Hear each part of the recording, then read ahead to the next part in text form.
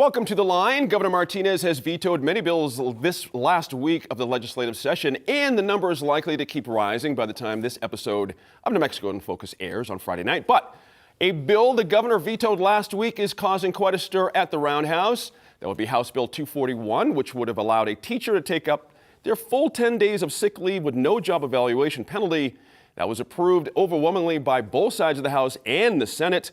But Governor Martinez vetoed it, saying she didn't want to go back to pre-2012 teacher absenteeism levels, end quote. Now, to talk about further developments on this bill and other topics of the week, I'm joined at the table by Merritt Allen from Vox Optima LLC. Former New Mexico House Minority Whip Dan Foley is here. Marcia Garcia from Strategies 360 is with us, and Sophie Martin, of course, an editor and attorney, and she's editor of DukeCityFix.com. Now, Merritt, starting with you. This week, the Senate voted to override the governor's veto of the sick leave bill. This marks the first time either the House or the Senate has voted to override a veto by the governor. What does this mean to you? Is this a significant flare in the sky that we should all be paying attention to? Or what did you make of this veto? Well, my first reaction was, wow, can the relationship between the executive branch and the legislative branch get any worse? Right. And the answer is probably not at this point. This administration has never been particularly close with their own caucus in either chamber. Right. It's just simply not a topic of interest. A line item veto was voted in, I think, under the Richardson administration. That sounds right. And, with that also, I think there's a point that the governor thinks, I don't need you. Mm-hmm. Interesting. Danley, go across to you. The optics of this, that when you look at the numbers of the votes, I mean, I said overwhelming in the opening. I mean, overwhelming. There was like no one opposed to this. We had a good, vigorous discussion. I'm assuming this would mean this is the will of the people. And the governor, I'm not quite sure if she's hearing the will of the people here, or do I have that wrong? What did you make of that? Well, I think yes, the legislators are hearing from constituents potentially. Right. But this, to me, this now comes into a policy stance. The governor has a policy. They're trying to change her policy through legislative action. She doesn't want to change the policy. So I think it's the way the system works. I think it's, clearly it's not just a law. She has, through action by her secretary, has implemented this prospect to evaluate teachers. Mm-hmm. This is a component of it. The legislature said, we don't like your policy. Right. She has said, I don't care if you don't like my policy. I was elected governor. I make policy. Let me ask about this bill. What do you make of the 3 days versus 10 days on the teacher leave thing? What's your sense of that bill? Well, I think there's a couple things. I think first of all, I'm sure we're going to get. Far be it from me to be the controversial guy at the table. I appreciate the work that teachers do. It's 185 days a year. I mean, right now we are top 30 in funding our public education. We're 49th in the outcomes.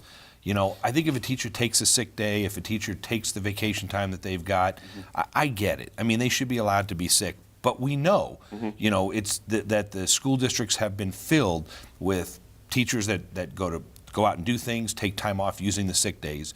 I think at some point there's going to have to be a compromise. I don't think the evaluation process that the governor's put in place is 100%. Mm-hmm. And I don't know if you could come up with one. Sure. But I think that we're moving in the right directions in some cases. But I think that people need to hear this. I think the other thing that's going to be interesting is, I think to point out, when I got elected in 1998. Mm-hmm. I came in on the group of Republicans that ran against the Republicans that overrode Gary Johnson's veto. Right. And it was a house cleaning. I mean, they overrode Gary Johnson's veto. It was a house cleaning. Now I would argue that 2003 budget. It was 98. Oh, no, it was 98 budget. Right. And I would argue that Gary was probably had a higher approval rating and wasn't this far in the administration. Into sunsetting. But I don't think it has a chance in the House. I hear you, though. Marcia, interestingly, pick up on both those subjects. The idea that an elementary school teacher or teaching young kids, where there is sickness all the time, I mean, you're literally surrounded by it, that the idea that you have to make a decision whether to go into work when you're sick and potentially get other teachers and other kids sick, or be able to safely stay home and recover, this seems like a fairly simple argument. Why, I don't understand how we've ended up where we are here. You know, I mean, when you think about it, I mean, you'll have a teacher that's in a classroom with 22 kids. That means that she's dealing with 22 different sets of illnesses. Right.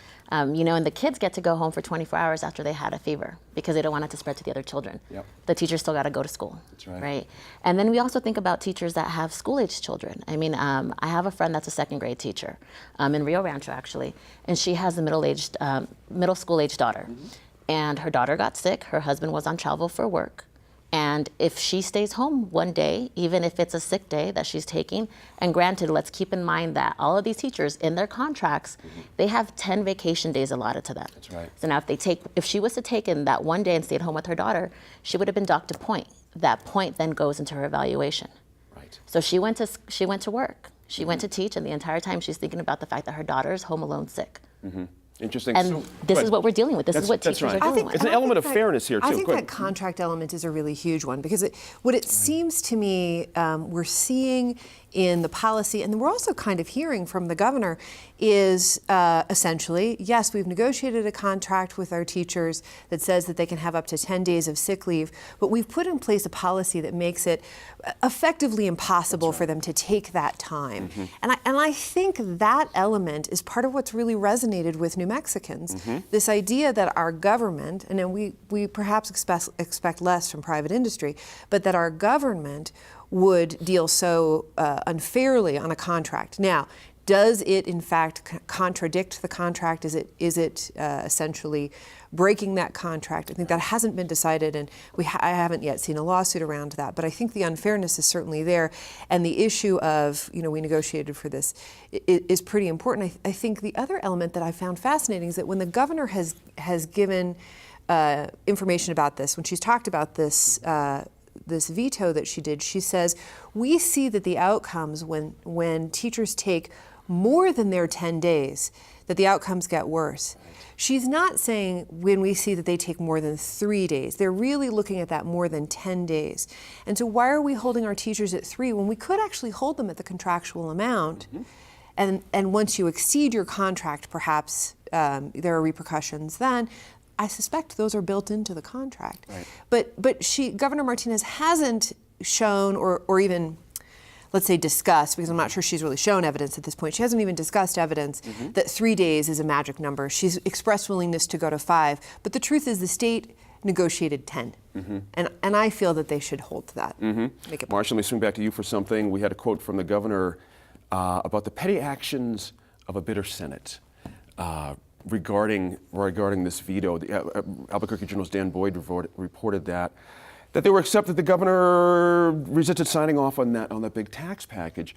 Now, this revenge thing, what do you make of that? Is that a possibility in your mind? No, I think this is a talking point. I mean, her veto is so misguided that a senator from her own party led this. Right. So we're not talking about party politics. We're not talking about, standing on one side of the aisle. We're just talking about a senator doing what's right. That's right. And I mean, and I think that, the Senate supporting that, and now all eyes are going to be on the House.